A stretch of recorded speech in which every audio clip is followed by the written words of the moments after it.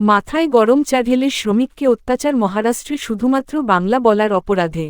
বাংলা বলার অপরাধে মহারাষ্ট্রে কাজ করতে গিয়ে ভয়াবহ ঘটনা সাক্ষী থাকল পাণ্ডবেশ্বর বিধানসভার ৩ জন শ্রমিক। মাথায় গরম চা ঢেলে দেওয়া, ছিনতাই, বিবস্ত্র করে মারধর করা হয়। গোটা ঘটনায় আতঙ্কিত পরিবারগুলি। তাদের পাশে দাঁড়ালেন পশ্চিম বর্ধমান জেলা তৃণমূল কংগ্রেসের সভাপতি তথা বিধায়ক নরেন্দ্রনাথ চক্রবর্তী। এই ঘটনার তীব্র নিন্দা জানিয়েছেন মুখ্যমন্ত্রী মমতা ব্যানার্জি ও তৃণমূলের সাধারণ সম্পাদক অভিষেক ব্যানার্জি। স্থানীয় সূত্রে পাওয়া খবর, রাজ্য সরকারের পক্ষ থেকে ওই ৩ জনকে আগামী ৭ দিনের মধ্যে পাণ্ডবেশ্বরে নতুন কাজে নিযুক্ত করে দেওয়া হবে।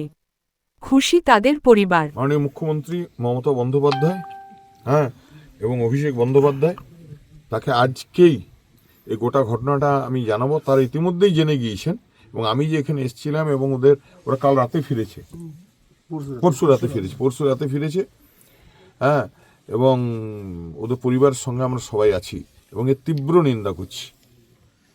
এইভাবে বাংলাদেশি তকমা দিয়ে বাঙালিদের উপর অত্যাচার বাংলার মানুষ মেনে নেবে না।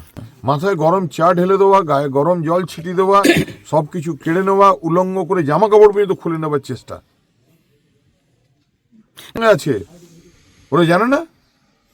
ওরা যদি সঙ্গে আসতো তাহলে এখানে ছুটে আসতো, ওখানে ফোন করতো, তাদেরকে অ্যারেস্ট করাতো, তবে তো বুঝতাম আইনের শাসন আছে। ওখানে তো আইনের শাসন বলে কিছু নেই। এরা বাংলার করে, সমালোচনা করে। এদের শিক্ষা নেওয়া উচিত বাংলা থেকে।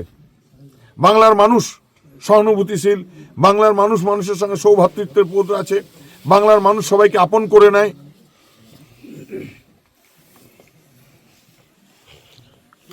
সারা বাংলার মানুষ ওদের পাশে আছে, আমরা আছি, সাধারণ মানুষ আছে, বাংলার মানুষ আছে, সরকার তো আছেই। বারবার অভিষেক বন্দ্যোপাধ্যায় বলেছেন এবং মমতা বন্দ্যোপাধ্যায় বলেছেন যে যারা পরিযায়ী শ্রমিক তাদের তো আমাদের লিস্টেড করা হয়েছে, তাদেরকে আমাদেরকে কাজে দিতে বারবার বলছি তোরা বাবা বাইরে যাস না। আমি দেখছি, আমরাও বলছি যে অর্ধেক রুটি খাবো, তবু আমাদের বাড়ির ছেলেদিকে এরকমভাবে অত্যাচারিত হতে দেবো না।